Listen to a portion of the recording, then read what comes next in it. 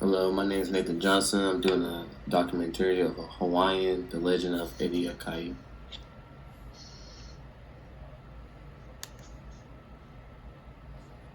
Definitions: Awami Bay, one of the beaches on the north shore of the island of Aikau, where all the big waves were at.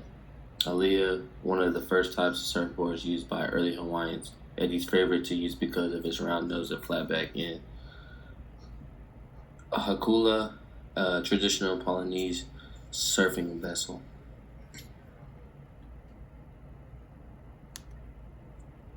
Is it ethical slash responsible? Surfing is ethical and quite possibly be one of the most enjoyable experiences of your life, but you need to stay honest with yourself and your ability because the sport is practiced in the ocean. It can get quite dangerous if you're out there in the water in surfing conditions you are very uncomfortable with. This is why you need to choose your proper surfing spot for your level. Some spots have hollow, powerful waves, while other spots offer smaller, softer waves. The types of waves depends on both the surf spot itself and the specific daily surfing condition. Choosing a surf spot is for beginners and reading surf forecast can be tricky, but that wasn't. How does this film influence the lives of everyday people who are not professional athletes? This documentary's essential question is predicated on the historic acts of Eddie Aikau, who was selfless as a lifeguard and a surfer in the Waimea Bay. Although this film is predominantly about surfing and the impact that the sport had between Hawaiians and Australians when it comes to surfing, it also interrogates the action that's made Eddie Aikau a legend and the king of Waimea Bay. Eddie Aikau is portrayed as the man who knew how and when to do the right thing. He stood up and put his life on the line and against his people when he supported Australians who were threatened and beaten earlier by the people of Hawaii.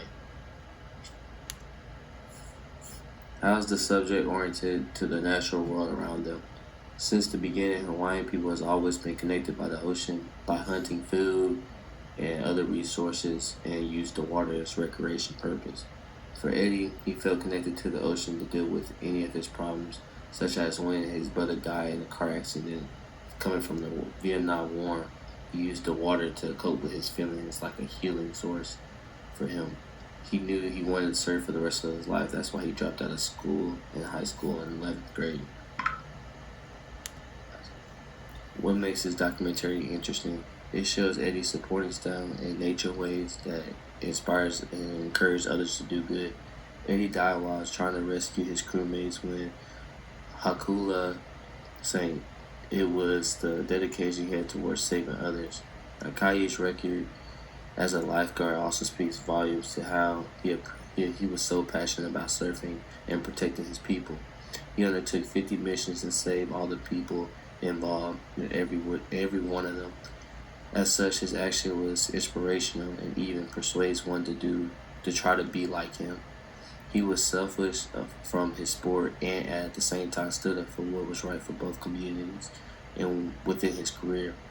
Besides, do you want to be like the subject of the documentary?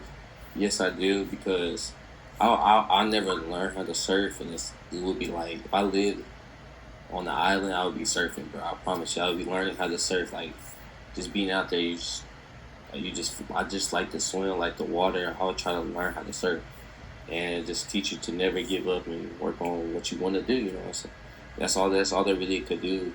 Like it's really just surf because they came from a small town, so there's not that much really to do out there in that time.